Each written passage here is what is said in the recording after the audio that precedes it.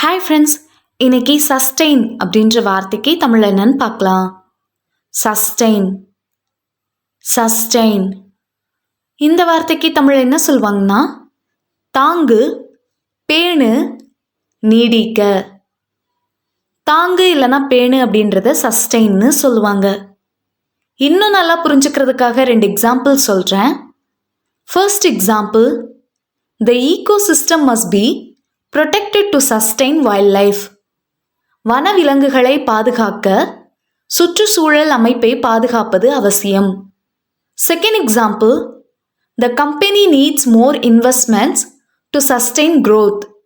வளர்ச்சியை பேண நிறுவனத்திற்கு மேலும் முதலீடுகள் தேவை. இன்னொரு வீடியோவில் வேறொரு ஆங்கில வார்த்தைக்கு தமிழ் என்னன்னு பார்க்கலாம். அது வரைக்கும் பை பாய்.